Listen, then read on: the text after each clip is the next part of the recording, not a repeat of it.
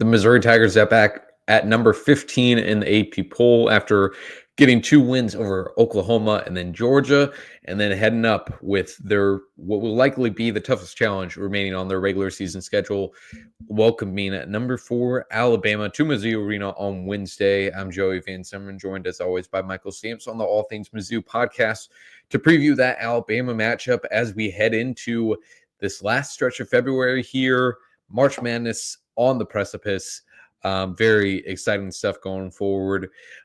Michael, how are you doing? And what are your thoughts on this Mizzou basketball team?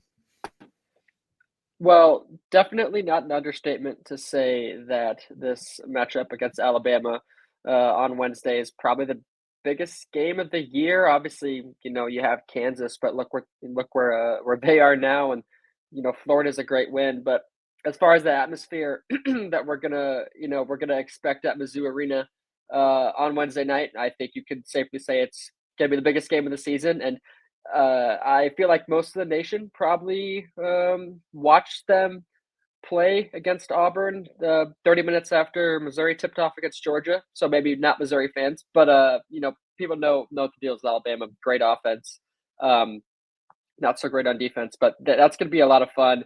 I mean, after these last two games, it's clear that this is a really good basketball team. I wrote about how Missouri is basically a lock after Georgia, and that's not set in stone. There's no announcement that Missouri has made the NCAA tournament a couple weeks before March Madness, but they have the criteria, they have the caliber of wins.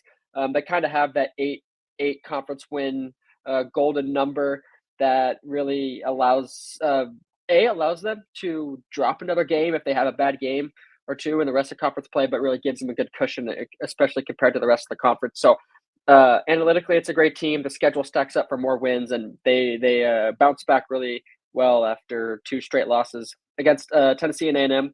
So nothing but positives, really. I mean, Oklahoma was ugly in a lot of aspects, but blowout win, and then Georgia, impressive second half there, which we'll get into here in a little bit. So it's been an impressive last week for this team.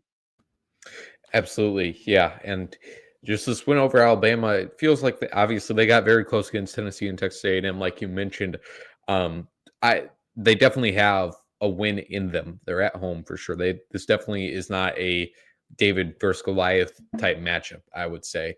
And obviously the rankings still that same story. So should be an exciting one. Like you mentioned, those first two games though to talk about. First that Oklahoma win, 24-point victory. Very, very quick. I think, yeah, like you said, an ugly game in a lot of facets. Leading by 40-22 before the end of the first half. Um, any big takeaways there from that one, Michael? You were there in person. 25 points for Mark Mitchell. Big night for him. Yeah, I mean, I'm not going to go on any sort of officiating soapbox. I think I gave that to a lot of people, while I was there, but just, I mean, 45 fouls called between both teams. I think that speaks for itself.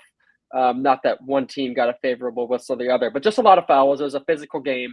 Obviously, Missouri, you know, attempted 35 free throws, which is ridiculous. But you talk about Mark Mitchell and what he did. He really lived to the free throw line. 13 for 18 there. Obviously finished the 25 points. But after the game, Dennis Gates talked about how he wasn't thrilled with the effort on the glass and his aggressiveness against Texas A&M. I think he really responded to that against Oklahoma, and there was a clear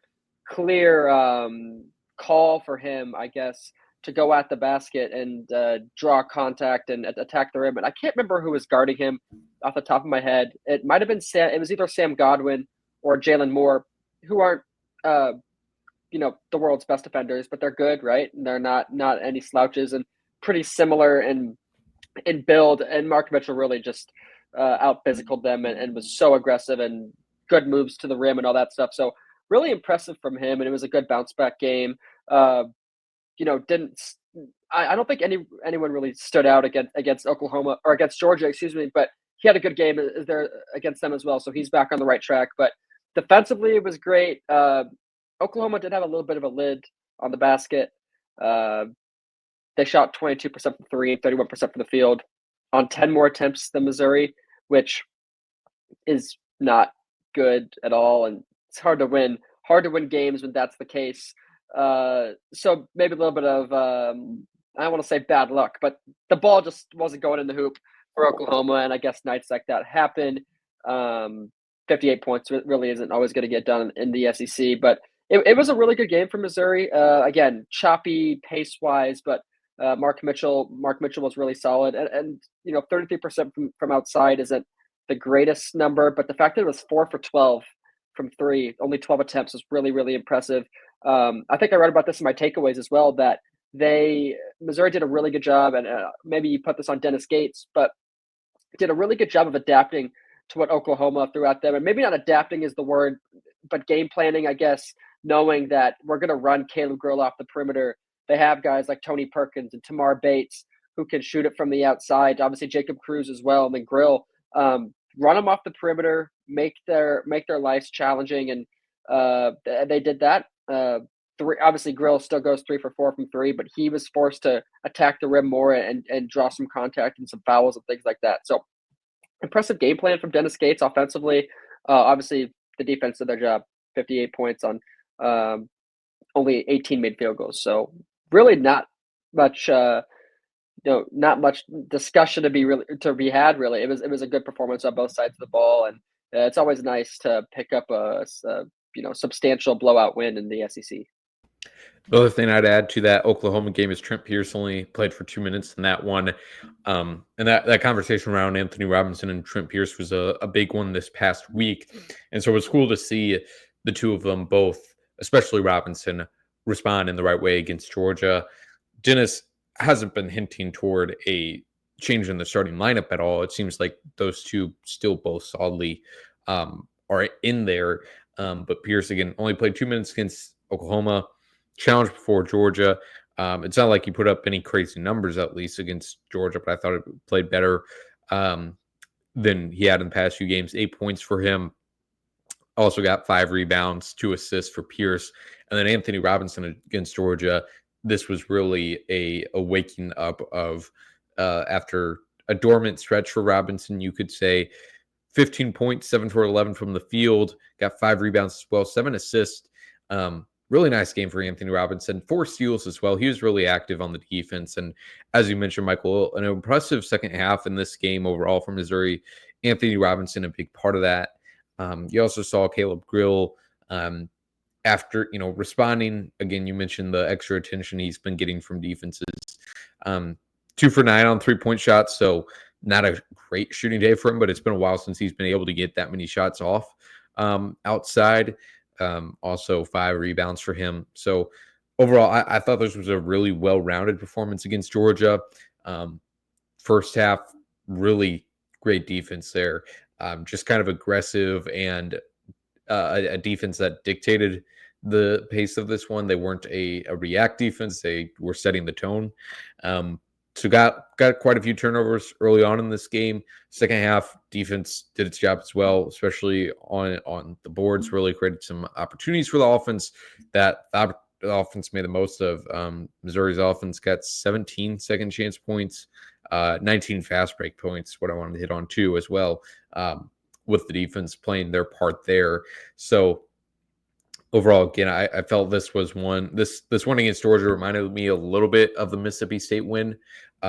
Obviously, not a ranked opponent.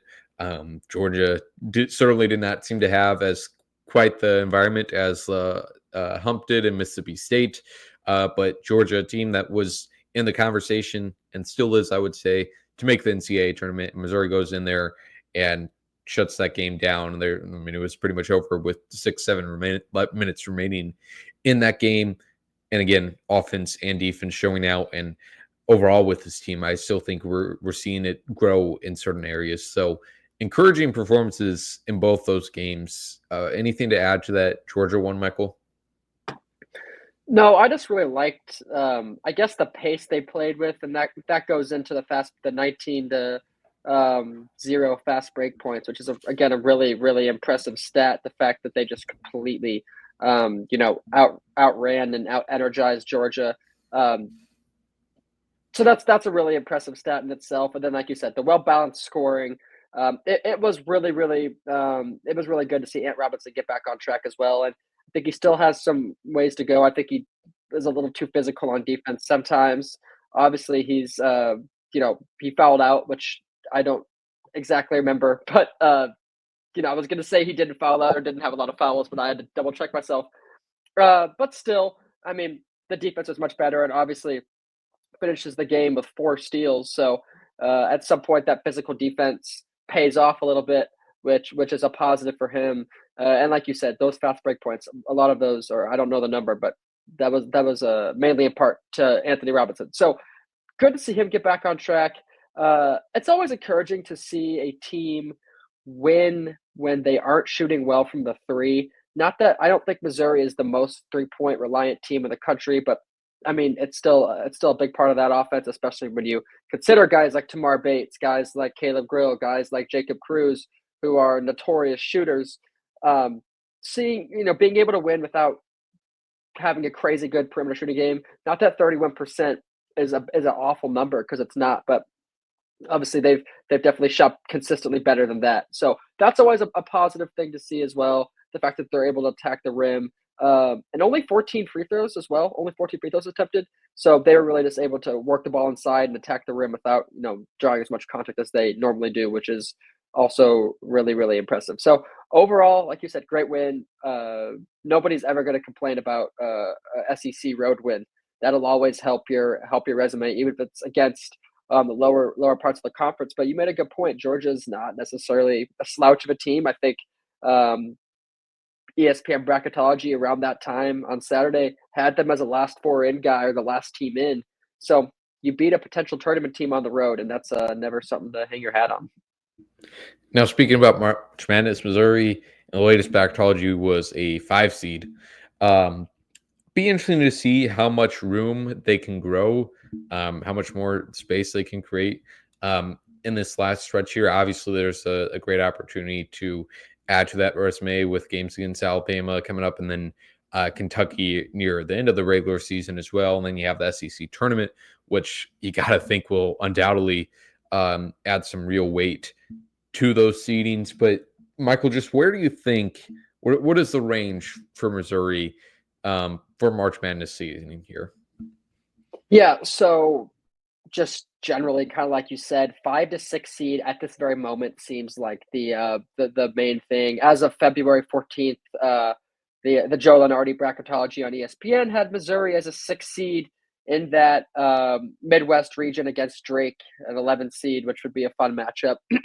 But I think a good 2 seed line buffer above and below 6 and 5, or we'll go with 6 right now because that's what they're listed at most recently. So probably between an 8 seed and a 4 seed. I think an eight seed might be a little too low given the quality of wins that Missouri has. I think that's a really underrated part of this team. Obviously, their record is just good. 19-6 in the SEC just looks good, regardless of if you've beat all the crappy teams and lost to the good ones. But they have wins against Kansas. They have a win against Florida, Ole Miss, Mississippi State. Now that being said, the only way they're going to move up is if they beat a team like Alabama, if they beat a team like Kentucky. Uh, Crazy to think about what would happen if they win both of those games, or if there's a insane universe where they win out. If that's the case, obviously Alabama would, drop a seed line or two. And you'd probably be talking about Missouri in that same conversation, but that's probably getting ahead of ourselves a little too far. I think a reasonable seed line is where they are right now, around that 5 to 6, and maybe the seven seed. Arkansas on the road could be tricky. Vanderbilt, Oklahoma on the road could be tricky. Obviously, they just blew out Oklahoma, but that's a good team that doesn't lose at home often. And Vanderbilt has had some really good moments this season, so those are going to be easy games. I mean, I shouldn't say that no game in the SEC is really really easy. Even South Carolina, I mean, they have talent on that team, and they could come out and win a game on any given day. So uh, the schedule, I would say, caters to them staying exactly where they are right now. Alabama's not going to be a game they're technically expected to win. They, like you said, they definitely could. It's not a game you pencil in as a loss, but Alabama's going to walk into Missouri as the favorite. Against Kentucky, might be a different story. Just depends on what happens between now and then. But like I said, I think the schedule lines up for them to stay around that 5 to 6 line. If they could win one of those big games and maybe they drop one of the bad ones, that would keep them around 6 or 7 and maybe 8. But I think where they are right now is really the best prediction. But the ceiling of maybe a 4 seed if they can win the rest of these games. And I mean, again, if they win the rest and you have a win against Alabama and Kentucky, then that's one of the best resumes in the country. So I would say that's probably the ceiling of this team, and the floor. If you lose a couple bad ones, maybe you drop to a 8 or a 9 or a 7. So I'd agree with you there. On to this Alabama game. As we've mentioned multiple times, this is a real chance to really push a ballot on their resume. They already have 2 top 10 wins and looking for a third. This would be their second one at home. And this Alabama team, obviously, like you said, Michael, lost to Auburn just this past week. Auburn really able to separate themselves in the last few minutes there, even with Jani Broom dealing with some sort of injury. But this Alabama team, obviously, was just the second-rated team in the country. Um, I I think it's a pretty deep Alabama team. You obviously have Mark Sears, one of the best players in the SEC, probably right behind Jani Broom. You have Grant Nelson, 6'11" guy, and it seems like 2 numbers that I would point out at least is Alabama's 3-point shooting attempt rate, and then also turnovers. One good, one bad. 3-point attempts, they lead the conference, I believe, with 29.9 per game, and then they're also giving up the second most turnovers in the conference at 13.2. And you can see in their big losses in the SEC this year to Ole Miss and then to Auburn, both those numbers came up. They went 5 of 20 on 3-point attempts against Ole Miss, 21 turnovers against Ole Miss earlier this year. And then against Auburn, I believe they went 5 for 26 on 3-point shots and then gave up 7 turnovers, so not as much as 21, obviously. So definitely stuff to look at there. This team isn't invincible or unbeatable, obviously. But I think it should be a fun game. I think it should be a good matchup for Missouri. I think this is going to be 2 really exciting offenses going at it, and unsure who could be that guy for Missouri who could step up offensively. So yeah, I think it'll be exciting. What are your thoughts on this one, Michael? I mean, one of the things that jumps out to me is when you look at how Missouri had troubles rebounding the ball against Texas A&M. Alabama, leads the conference in rebounds per game, which is a misleading stat sometimes, but they're big and physical. They have 4 really, really good forwards, and Cliff Amore at center. Then you got Grant Nelson, Jaron Stevenson, Muhammad Diabate, Darian Reed, a lot of long-armed physical forwards. That are just great rebounders. It's similar to what A&M had in Solomon Washington and Anderson Garcia and Farrell Payne and Henry Coleman. A lot of just really physical, strong rebounders, and it's the same thing. And I think that posed some issues for Missouri. So that's one thing I'm gonna be keeping an eye on for that. I mean, in the most basic, fundamental principle of basketball, Alabama scores the most points per game in the country. They also allow the most points per game in the conference. So obviously a little bit different there, but kind of a offense good, defense type of thing. They have the number 2 offense in Ken Palm and the number 38 defense. So that's a pretty big discrepancy there. So I mean, again, I think if Missouri gets out, I think they're going to have to play fast and they're going to have to rebound the ball. It's a good defensive team. This Missouri team is can't get lazy. I think this is a little more technical, but against Georgia, I think some of their closeouts in the first half were a little bit lazy. Just a couple threes that Georgia made. They were guarded. They were contested. As far as one man being in front of the other, but no hands up or anything like that. Alabama has shooters. Obviously, Mark Sears, you mentioned. Grant Nelson can shoot it. They have guys who can do that too. So I think the big thing for me is going to be rebounding the ball and don't let them score 90 points. Right, I think that's what they're averaging a game, which is absurd. 90.3 points per game is really, really good. Don't let that happen. if you get into a shootout with Alabama, you're probably not gonna win the game. So I guess do whatever you can to prevent them from scoring, rebound the ball, and I think there's your chance. Right. Should be an interesting one here at Mizzou Arena on Wednesday. I think that's all we have for basketball. One little note on football that we wanted to talk about: for Missouri players invited to the NFL Combine, and Brady Cook, Luther Burden, Theo Weiss, and Armand Membu. We'll see. The big question I have right now is just if Theo Weiss is going to be able to participate in that.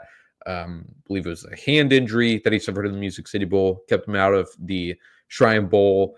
Either way, for Theo, I mean, the biggest thing right up there with the actual workouts is medical exams. So, I mean, be good for him, even if he can't participate, to still show he's on the right track with the recovery from that. Also, the opportunity to interview with all these teams is a great opportunity at the NFL Scouting Combine. So, should be exciting there. I was a little bit surprised, as many were on Missouri Twitter, that Johnny Walker Jr. Was not invited to this one. But yeah, last year there was 8. I didn't expect that number to be matched this year. But 4 players on the offense side of the ball should be good representation with 2 likely first round draft picks there. Michael, do you have like a pleading case to make for Johnny Walker Jr.? I mean, I feel like a lot of Missouri fans have the pleading case to make for Johnny Walker. He's kind of a maybe not the prototypical size, maybe slightly on the smaller end, but that's a fixable issue, right? He can put on weight, but insanely athletic. I would say more of a common archetype or more common build for what you see in edge rushers now. And you see a lot of these guys get or come in underweight and bulk up when they get to a team. So I know I don't know if that's the exact issue or that's the thing that's preventing him from making the combine. But you scroll through some of the names. I was very very very surprised. I mean, you have to look at it what it is. I mean, the combine is probably the best stage, if not the best stage, to get your name recognized, and not being there hurts. Can hurt your draft stock a lot. Not to say you won't get drafted if you're not at the combine, but it's going to hurt him a little bit, or if not a lot. It's disappointing that he didn't get in, because he genuinely did deserve it. He had a great season and is a talented player. You saw it in the Shrine Bowl. He was a disruptor there. Pressured the quarterback a couple times. I think he had 2 sacks. So I mean, he's a great player. Again, really surprising he didn't get the call. Yeah, again, very disappointing and surprising. It's kind of really all you can say about it. I think Missouri, you mentioned Missouri Twitter, and Missouri fans know what he can do, and he was one of the better edge rushers in the conference. So again, it's just really surprising that he didn't get that invite. Right. I honestly don't know what criteria they use for that. I mean, the one knock I would think would be against some of those, the fact, like, lack of production in the previous years, just because of the depth Missouri has had there. I mean, shoot, in 2022, they had a 4th round draft pick at defensive end, 2023, a 1st round draft pick. So, yeah, but I mean, there's 256 players that are drafted every year, depending on the amount of compensatory picks, and there was 239 invited to the combine. But also, to look at this chance, Missouri will have their pro day near the end of the month, and surely there will be plenty of eyes already there to watch those 2 big names for Missouri. So, other than that, we will be in Indianapolis for the NFL Combine next week. Excited to bring you coverage of those 4 Missouri players that did get invited. So we hope you tune into that, and we appreciate you tuning into the rest of our coverage as well. And the same goes for this game against Alabama on Wednesday.